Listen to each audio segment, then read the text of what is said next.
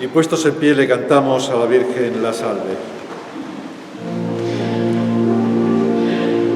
Salve Regina, Mater Misericordiae, vita dulcedo, spes nostra salve.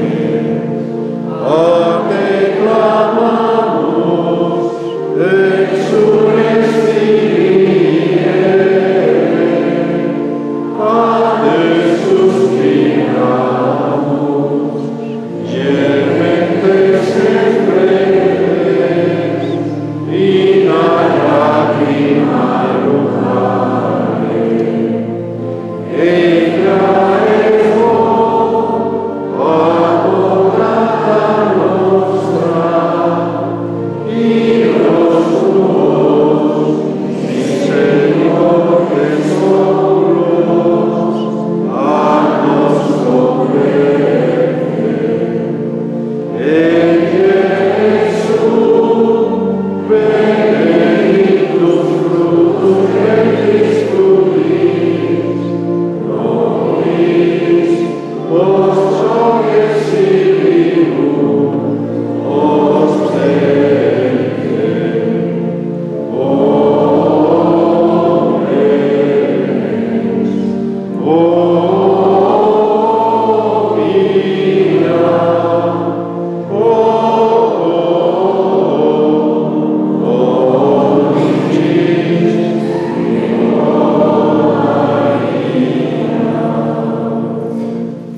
Y nos disponemos a acoger o iniciar la exposición del Santísimo Sacramento cantando Cantemos al amor de los amores.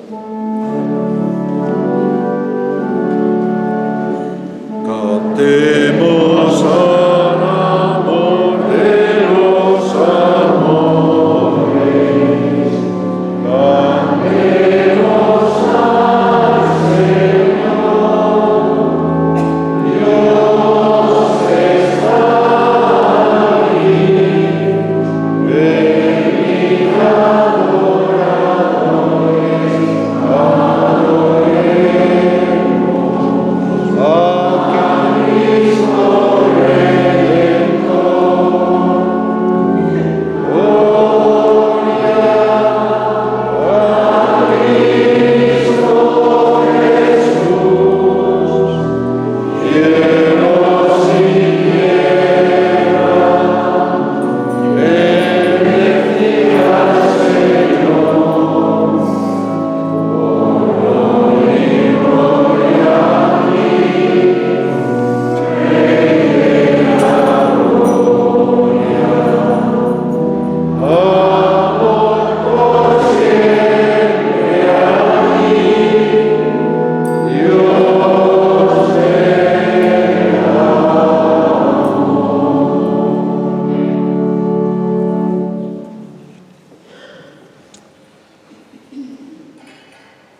Y a continuación, nos podemos sentar, a continuación vamos a escuchar la predicación de esta novena que, como decía al principio, el tema de hoy es discernir, tomar decisiones y arriesgar.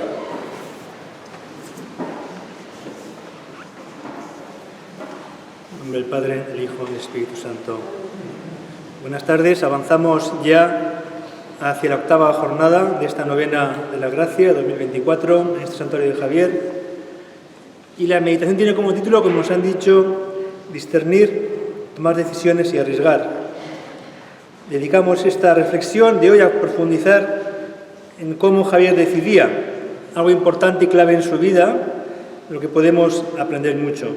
Es algo muy importante decidir, por un lado, define la madurez de la persona, pensar bien las cosas, buscar información, consultar, pensar una propuesta, arriesgar y decidir. Pero con una diferencia comparado con las decisiones normales. Pones a Dios en medio, buscas lo que Dios quiere, intentas entenderle, qué querrá Dios y actúas en consecuencia. Es un lío, ¿cómo habla Dios? Esta es una de las claves del discernimiento espiritual en el que podemos profundizar fijándonos en Javier. y sobre todo pasar de un teórico lejano, ¿qué querría Dios? ¿Qué querrá Dios?, a un cercano, personal, cariñoso y comprometedor. Siento que Dios me quiere así y en esto. Es comprometedor. Yo aquí y ahora cambio mi vida por esta decisión. Cada decisión no es una lotería. ¿Qué más da hacer una cosa u otra? No. Si es un discernimiento espiritual, una buena decisión te resitúa en la vida, te coloca en lo que es lo profundo de tu vocación. Si pones a Dios en medio, recuerdas cuál es tu llamada en la vida, para qué crees que existes, cuál es tu misión, qué te da por dentro armonía y paz, dónde encuentras la alegría y la gracia de Dios. Una decisión así es un hito más, un paso más en el caminar hacia Dios. Pide que te centres en la vida, no es cualquier cosa sin valor. Es una alegría que te mueve por dentro, aunque la decisión no sea algo necesariamente gozosa, fácil o divertida. Vamos a ver en esta reflexión de hoy las decisiones de Javier, las grandes decisiones. La enseñanza de hoy es que en la vida hay que moverse tomando decisiones y poco a poco descubrir por dónde te lleva Dios. Si analizamos la trayectoria de Javier, no nos equivocamos mucho si decimos que lo primero que hizo en su vida fue obedecer. Es decir, más que decidir él solo por su cuenta, lo que hacía era obedecer a lo que otros le decían o aceptar lo que venía de fuera. Tampoco es una mala opción. Si te fías de otros, simplemente sigue lo que te proponen. Otra cosa es que con los años, al madurar, hay que tener más autonomía, ser más asertivo o tener más iniciativa propia. Vemos que con 19 años Javier deja esta casa, va a París a estudiar. Podemos suponer que fue porque se lo pidió la familia. Verían en él dotes para estudiar. Pero seguro que la familia le marcó un camino lejos de lo militar, como sus dos hermanos. Los dos hermanos defendieron como soldados a Navarra, que no quería ser conquistada por Castilla. Javier era más pequeño que ellos. Visto el panorama, mejor pensar en otra carrera, en otra proyección. Sería clérigo, estudiaría en una universidad de nivel. Su padre había estudiado en Bolonia, Italia, algunos parientes en Alcalá, pero por motivos políticos no parecía razonable ir a Castilla, digamos a Salamanca o Alcalá. Lo adecuado era París. Había muchos navarros en París. Sería clérigo, conseguiría para él una canonjía. Como canónigo podría pertenecer al cabildo de la catedral y aspirar a ser obispo. Hay que considerar que este planteamiento usaba el sacerdocio para hacer carrera mundana, eclesial y mundana. La familia lo veía como una preparación para tener un puesto importante en la sociedad. Le pagó los caros estudios en París hasta que se quedó sin financiación. Puede parecer razonable como resumen suponer que la iniciativa de ir a París, su primera gran decisión, no saldría de Javier mismo o no era algo solo suyo, era un asunto familiar. Siguiendo esta lógica, su segunda gran decisión tampoco fue algo suyo particular. Podemos pensar que su segunda gran deliberación fue seguir a Íñigo de Loyola, mejor dicho, el camino cristiano que le ofrecía su compañero Íñigo en París, y supuso un cambio vital fuerte, de aspirar a ser alguien importante en la sociedad navarra o a optar por Cristo pobre y humilde, es decir, optar por un grupo de jóvenes que no estudiaban para optar a grandes puestos en la sociedad, sino para servir a la Iglesia, además en pobreza, es decir, visto cómo estaba el clero, decidían que querían vivir pobremente y de modo solidario con los pobres. Para Javier supone dejar el proyecto de la familia y sumarse al proyecto de Íñigo de Loyola y sus compañeros o amigos. Algo de mucho riesgo, abandonar una familia que había sido poderosa, aunque por la crisis fue humillada por el nuevo gobierno, y apostar por un grupo humano nuevo con el riesgo de lo desconocido. Además caían sospechas bastante fuertes contra Íñigo de Loyola. Se decía que era hereje, que había estado preso, que había abandonado Alcalá y Salamanca para escaparse de la justicia castellana y la Inquisición. O sea que la familia de Javier vio que perdía a su hijo al sumarse a este nuevo grupo de personas sospechosas y con una fe cuestionada. Pero así fue. La gracia de Dios actuó sobre Javier, le hizo tomar esta decisión. Luego hizo los ejercicios espirituales, un mes de oración en el que pones tu vida, tu forma de ser, tus decisiones, tus cosas ante Dios, y cambió por dentro para siempre. Esta segunda gran decisión, apuntarse a este grupo nuevo y hacer unos votos religiosos con ellos, puede verse también como apuntarse a algo que hacen otros, en este caso una imitación de Íñigo de Loyola. Javier, que en ese momento era Magister Xaverius, maestro Javier, maestro de una de las universidades más prestigiosas, deja esa carrera internacional en la que con su inteligencia, su dedicación y sus habilidades sociales podría haber prosperado, y lo deja para entrar en el grupo de los íñiguistas. Posteriormente actúa con ellos en grupo, deciden dejar París, van a Venecia a buscar un barco que les lleve a Tierra Santa, pero ese año no hay barco por una guerra que había. Los barcos de Venecia a Tierra Santa salían una vez al año en primavera. Los nuevos compañeros de Íñigo de Loyola, tras terminar estudios, hacen trabajos y experiencias formativas en Venecia y otros sitios de Italia, esperando al barco el año siguiente. En Venecia trabaja en un hospital, atendiendo a enfermos de un tipo y otro, se ordena sacerdote, y está en otras ciudades de Italia, Monselice y Bolonia. Ahí por un lado hace pastoral y por otro un retiro largo de 40 días. En estos retiros aprende a estar con Dios, sentirlo e intentar prepararse para responder mejor. Siguiendo con nuestro esquema, todas estas cosas en principio no las decide Javier, las decide el grupo. Todos opinaban y votaban. Viendo que tampoco el segundo año hay barco para Venecia, de Venecia a Tierra Santa, deciden ir a Roma, se ordenan al Papa para que les envíe a trabajar donde más falta hace, y deciden constituir la Compañía de Jesús. Es decir, no romperse como grupo, sino mantenerse unidos con el vínculo de obediencia, es decir, eligieran a uno que hace de superior y obedecerían a esa persona. Otra decisión, a Javier le hacen secretario de la compañía. Una persona con el talante pastoral y apostólico de Javier, que se entregó a la gente en Monselice y Bolonia, una persona con el don de gentes que tenía, la extraversión, que caía también, le piden que se quede en casa encerrado, haciendo los papeles, escribiendo y copiando cartas de un sitio para otro, como secretario. Otra decisión que probablemente no fue suya, iniciativa suya, pero que aceptó. Y fue primer secretario fijo de los jesuitas. Hasta entonces, cada semana o cada mes, uno hacía de secretario, se turnaban cada mes o cada semana. Al poco de estar en Roma, el embajador de Portugal pide al Papa sacerdotes para ser enviados a India. Portugal se expandía por Asia, quería propagar la fe, pide que vayan varios de los nuevos jesuitas.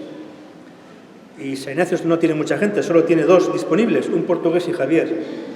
Y Javier atiende esa petición del Papa y decide contento aceptar ese destino a India. Según cuenta la historia, decide un día para otro. Se lo pide un día y al día siguiente sale ya en caballo con la expedición del embajador de Roma hacia Lisboa. La idea era coger un barco en Lisboa y los barcos salían una vez al año de Lisboa, en Portugal, hacia Goa. En esta decisión Javier ve la mano de Dios, no puede dudar de ver a Dios en esa petición que le hace Ignacio, con la que responde a la llamada del Papa, con la que atienden a la petición del rey de Portugal. Otra vez, siguiendo mi argumento, no es iniciativa de Javier, es una petición que le hacen, que él atiende encantado. Encantado no, encantadísimo. Ve la mano de Dios ahí. En Lisboa están casi un año y parten luego para la India. En el largo y penoso viaje hay un momento en que el Javier quiere quedarse en alguna de las ciudades de África o Yemen, en la costa o en las islas, para atender a los enfermos y a los católicos, pero el virrey le dice que no, que cuanto antes lleguen a Goa, mejor. Javier obedece. Tras llegar a Goa, a los pocos meses va al sur de India, 2 semanas en barco. Allí tiene que atender una de las tareas por las que le enviaron de Roma hasta allá. En el sur del continente indio habían bautizado hacía unos años a 30.000 personas. Estaban sin sacerdote. A Javier le encomendaron que les atendiera. Allí fue Javier. Intentó aprender el idioma, el malabar, bautizó a muchos, hizo mucha labor. También se jugó el tipo, porque los líos entre unos y otros reyes locales y mataban a los que se hacían cristianos. Otra vez Javier hace lo que le piden, dejar Goa e ir al sur de la India, a la zona de pesquería, a atender a cristianos, como se habían pedido desde Roma y le recordaron en Goa. Javier es el nuncio, es el gran jefe, pero está obedeciendo lo que otros le han pedido que haga. Si continuamos con esta breve historia de Javier, llega ahora un punto de inflexión. Hay un cambio en su vida. Se encuentra en un momento en que tiene que decidir él. Está solo. Él es el superior de los jesuitas, es también nuncio de su santidad, tiene responsabilidades, lleva ya 3 años, más de 3 años entre India y Ceilán ahora se llama Sri Lanka, y conoce muchas las necesidades que hay por allí. No sabe qué hacer, tiene que decidir los siguientes pasos. Él conoce las necesidades de las iglesias de la Iglesia en África, también en la zona de Arabia, ha visitado alguna parte de la India, la parte occidental y el sur, también ha estado en Sri Lanka, se entera que hay comunidades por Indonesia. Son lugares donde el Imperio de Portugal tenía capitanías. Más o menos sabe cosas de cada sitio. Tiene que decidir qué hacer. Entre tantos frentes abiertos, a cuál atender. Y no puede recurrir, como había hecho toda su vida, a su familia, a sus compañeros de Roma, de Goa, al obispo que también está en Goa. No tiene casi cartas de Roma para preguntar qué hacer. Cada carta a veces tarda 2 años. Entre que escribe y le responden pasa mucho tiempo. Lleva allí 4 años, solo tuvo una carta de San Ignacio. Está solo en Sri Lanka. Se retira a un monasterio en India, en Chennai, donde decían que estaba el sepulcro de Santo Tomás. Quiere decidir qué hacer. Quiere buscar la voluntad de Dios, qué quiere Dios de mí, pero no encuentra nada, no siente nada. Tiene un momento de crisis. Javier, que era el nuncio, el referente para todos en la vida espiritual, por dentro está seco. Era alabado ya por muchos como el gran misionero, conocedor de lo que Dios quiere para otros, y no sabe qué quiere Dios para él. Javier terminaba las cartas, si recordáis, en las despedidas de las cartas, que internamente sintamos la voluntad de Dios. Bueno, pues el experto en voluntad de Dios no siente nada. Quizá fue el peor momento de su vida. Escribe comentarios muy personales en sus cartas de entonces. Dice cosas como: está cansado de vivir, no sé qué será de mí, tengo miedo. Le afectan y apenan mucho las malas noticias que recibe de otros lugares. Atacan y matan cristianos y nadie les defiende. Además, a los portugueses no les interesa ni la evangelizar ni la justicia. Escribe: están desamparados, nadie cuida de ellos. Todos los que quieren mal a estos cristianos me desean mucho mal. Fue tanta la aflicción que tuve que no sabría decir. Y sigue contando cosas en tono desolador, todavía más. Estoy tan enfadado de vivir que juzgo ser mejor morir por favorecer nuestra ley. Estoy tan enfadado de vivir. Bien. El gran y alabado Javier no sabe qué hacer. Se queja de que en 4 años, como decía, solo ha recibido una carta de Ignacio desde Roma. Y lo que hace es rezar. Lo que hace es pedir a Dios que le ponga en su interior cuál es su voluntad. El Javier desolado sigue recurriendo a Dios con fe. Está solo en Santo Tomás y tiene clara su idea. Buscar lo que Dios quiere, pedir que Dios le haga sentir lo que quiere. Hay quien dice a veces: como Javier era santo, lo sabía todo se le hacía fácil. Pues no, dudaba como nosotros. Javier responsablemente analiza lo que está pasando, las necesidades pastorales, los problemas, las oportunidades. Ve que en algunos sitios no hay nada que hacer, en otros ya han puesto a un jesuita, en otros hay diocesanos o franciscanos, y se entera que en Indonesia hay comunidades no atendidas. Decide que eso es lo que tiene que hacer, abrir camino hacia Oriente o Extremo Oriente. Entonces le vuelve la alegría. Después de 2 o 3 meses desolado, vuelve a sentir que Dios le ilumina. Siente con claridad que Dios le ha puesto dentro el deseo de dejar lo conocido, la India, e ir solo a lo desconocido, a Indonesia. Su discernimiento se basa en sus sentimientos. Se siente consolado cuando piensa en ir a Indonesia. El terreno es desconocido para ir los jesuitas, pero siente que Dios le llama. Comparando con las anteriores decisiones, en esta no tuvo apoyos. Esta vez no obedecía a lo que otros le pedían. Este fue un discernimiento que le marcó a él. Luego, tras unos años, en varias islas de Indonesia, en algún caso viajando a sitios arriesgadísimos, vuelve a Goa. En el camino de vuelta de Indonesia a India se entera de algo nuevo. Unos pocos años antes, los portugueses habían descubierto una tierra nueva, Japón. Nadie hablaba de eso en Europa, era nuevo para él. Le dicen además que es gente blanca, muy culta, muy racional. Él cree que eso será bueno para la evangelización, lo de culta o racional, no el que sean blancos. Si la gente más formada se convierte, otros le seguirán. Comienza a pensarlo otra vez y siente que Dios se lo pide. Cuando piensa en las dificultades, se le van los miedos. La fuerza que siente por evangelizar Japón es mayor que los riesgos de viaje, que eran muchos. Si sigue sus sentimientos, claramente ha de optar por ir a Japón. Terreno absolutamente desconocido, pues los portugueses no tenían ninguna capitanía allí. Otra vez busca hacer la voluntad de Dios, buscando lo mejor para la misión suya y de la Iglesia. Y siente por dentro esa llamada de ir a Japón.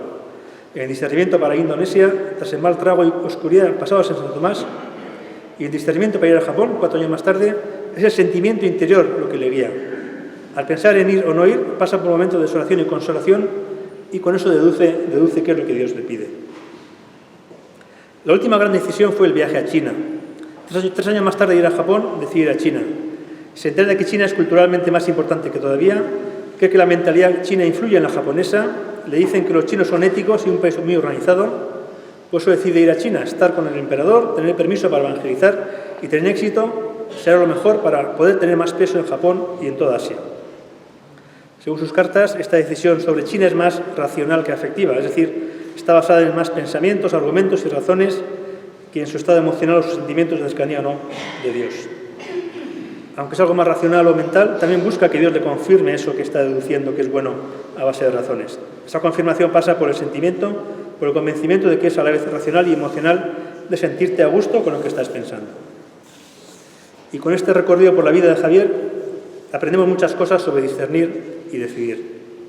En primer lugar, vemos que Javier está aplicando criterios de los ejercicios espirituales que hizo con Íñigo de Loyola en París.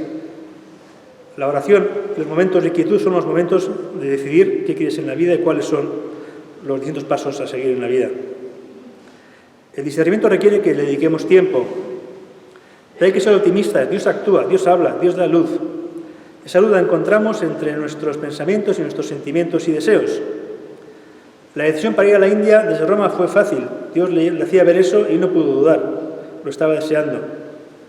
La decisión para ir a Indonesia fue tras distintos estados de ánimo. No solo estados de ánimo diversos, eran momentos de sentir a Dios cerca o no sentirlo. Eran situaciones en las que Dios consuela si te inclinas hacia un lado y aprendes a saber qué quiere Dios. Parecido fue el discernimiento sobre Japón. Dios mueve el interior a través de las dificultades. Y el discernimiento para China, las justificaciones eran más de argumentos y razones. Pues Javier no solamente encontró a Dios cuando hizo ejercicios espirituales en París, en retiro, le fue buscando año a año, mes a mes, día a día. Estaba a la escucha, afinó el oído cada vez más. Dice que sintió mucho más a Dios en las dificultades que tuvo en Indonesia y Japón, más profundamente que en los ejercicios de París. Su vida fue buscar a Dios y Dios le llevó a la otra parte del mundo. Empezó obedeciendo, como he señalado. Dios también le habla a través de otros. Lo que otros ven de la realidad, de las necesidades, de los problemas, de las injusticias, etc., son siempre un buen criterio. Siempre nos apoyamos unos en otros. Pero llega un momento en que el responsable es uno mismo. Analizar la realidad, aceptarla y dar pasos es una invitación del Espíritu. Eta guztia dela eta zer ikasten dugu, honetatik, Xabierren bizitzan zehar egindako bidaia honetan, ikusi dugu nola hartu zituen bere bidean erabaki nagusiak. Xabier zen koldardo beldurgarri bat, ausarta eta barnean librea zen aldaketa pertsonal garrantzitsuak egiteko. Hasieran beste batzuei obeditzen zien, bere familia, jesuita lagunak, elizako agintariak, ondo dago. Askotan besteengan menpe gaude eta zu besteengan fidatzen zara. Baina egoerak etortzen dira erabakia zuk hartu behar duzunean. Ez da nahikoa besteek eskatzen dizuna jarraitzea. San Ignazioren discernimendu espiritualaren metodoa jainkoaren borondatea bilatzeko laguntza bat da. Zure baitan sortzen diren sentimendu eta pentsamenduetan oinarrituta. Xabierrek hori erabili zuen, hori esker jainkoak obra handiak egin zituen, Xabierren bidez. ¿Qué aprendemos de todo esto? En este recorrido por la vida de Javier hemos visto cómo toma las principales decisiones de su camino. Javier no era cobarde, era valiente e interiormente libre para asumir cambios importantes. Al principio obedecía a otros, su familia, los compañeros jesuitas, las autoridades de la Iglesia. Eso está bien, muchas veces dependemos de otros y te fías de los demás. Pero llegan situaciones en las que tú has de tomar la iniciativa, no basta conseguir lo que otros te piden. El método de discernimiento espiritual de San Ignacio es una ayuda para buscar la voluntad de Dios a partir de los sentimientos y pensamientos que surgen en tu interior en la oración. Javier lo utilizó, gracias a eso Dios hizo por medio de él grandes obras. Y terminamos como otros días con una oración puestos de pie. Señor, te agradecemos el testimonio de discernimiento de Javier, su disponibilidad y su intenso buscar tu voluntad para el bien de todos. Agradecemos a los maestros del Espíritu que nos dan pautas y criterios para encontrar tu voluntad entre nuestros sentimientos y pensamientos. Dios nuestro, ayúdanos a interpretar los signos de los tiempos y examinar bien las necesidades de la Iglesia y de los que sufren. Dios nuestro, danos capacidad de escucha y libertad interior, que sepamos discernir, deliberar y decidir bien. Amén. En nombre del Padre, del Hijo y del Espíritu Santo.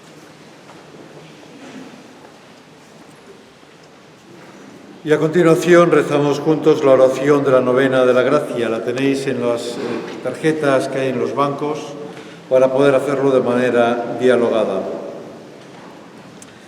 Atraídos por tu figura y confiados en tu intercesión, acudimos de nuevo a ti, Francisco de Javier. Queremos ante todo dar gracias contigo a Dios porque quiso ser el centro de tu vida y hacer de ti el gran apóstol de los tiempos modernos. Alcánzanos de él, en primer lugar, la gracia por excelencia de amarle también nosotros con todo el corazón y ser testigos de Cristo con la palabra y la vida. Y además, si es para su gloria y bien nuestro, la gracia particular que pedimos en esta novena. Pues pedimos por las intenciones de todos los que participamos en esta novena. Roguemos al Señor. Te rogamos, óyenos. Y pedimos por la Iglesia para que, unida a Jesús, salga de sí misma y se abra al mundo, especialmente en este tiempo de Cuaresma, para anunciar al mundo la alegría del Evangelio. Roguemos al Señor. Te rogamos, óyenos. Pedimos por los jóvenes, para que sepan descubrir la profundidad de la vida y sepan enfrentarse a sus miedos y dificultades. Roguemos al Señor. Te rogamos, óyenos. Y pedimos por los que nos hemos reunido para rezar esta novena a San Francisco Javier, para que sepamos entregarnos a los demás y en especial a los más necesitados. Roguemos al Señor. Te rogamos, óyenos.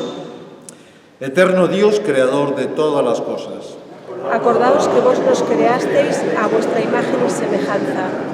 acordaos, Padre Celestial, de vuestro Hijo Jesucristo, que derramando tan liberalmente su sangre, reveló tu amor inmenso. Complacido por los ruegos y oraciones de vuestros escogidos los santos y de la Iglesia, esposa benditísima de vuestro mismo Hijo, acordaos de vuestra misericordia. Y haced que todos conozcan al que enviasteis, Jesucristo, Hijo vuestro, que es salud, vida y resurrección nuestra. Por el cual somos libres y nos salvamos, y a quien sea dada la gloria por infinitos siglos de los siglos. Amén. Señor y Dios nuestro, tú has querido que numerosas naciones llegaran al conocimiento de tu nombre por la predicación de San Francisco Javier. Infúndenos un celo generoso por la propagación de la fe y haz que tu Iglesia encuentre su gozo en evangelizar a todos los pueblos. Por nuestro Señor Jesucristo, que vive y reina contigo por los siglos de los siglos. Amén. San Francisco Javier. Ruega por nosotros. Y nos disponemos a cantar tanto un largo sacramento.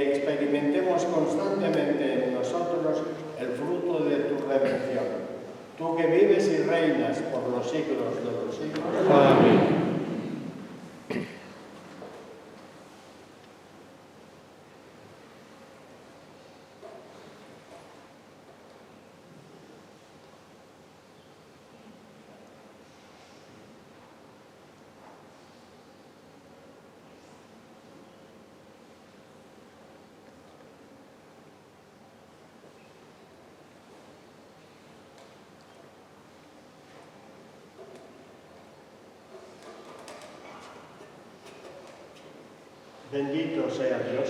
Bendito sea. Bendito sea su santo nombre. Bendito sea Jesucristo, verdadero Dios y verdadero hombre. Bendito sea el nombre de Jesús. Bendito sea su sacratísimo corazón. Bendita sea su preciosísima sangre. Bendito sea Jesús en el santísimo sacramento del altar. Bendito sea el Espíritu Santo Paráclito. Bendito sea. Bendita sea la excelsa Madre de Dios, María Santísima.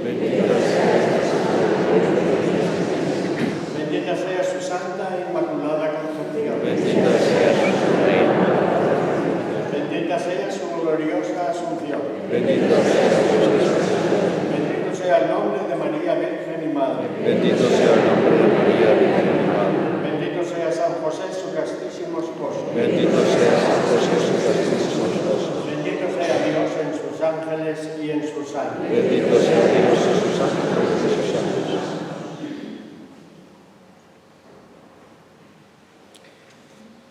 Y terminamos nuestra oración en esta novena de la gracia cantando el himno a San Francisco Javier.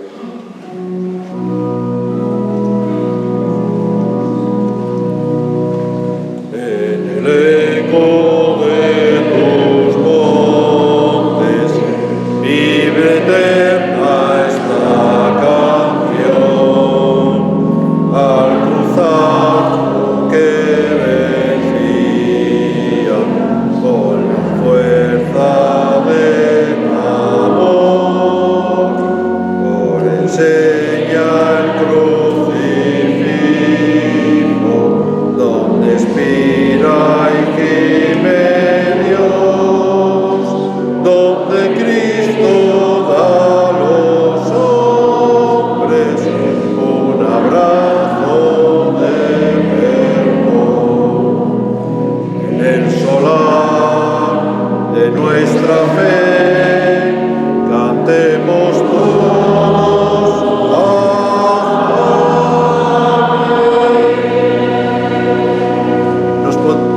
Nos podemos acercar a adorar la reliquia de San Francisco Javier en dos filas para facilitar la adoración. No hace falta besar, simplemente con tocar si deseáis. Y a continuación, una vez que acabemos la adoración, tendremos la Eucaristía para aquellos que lo deseen.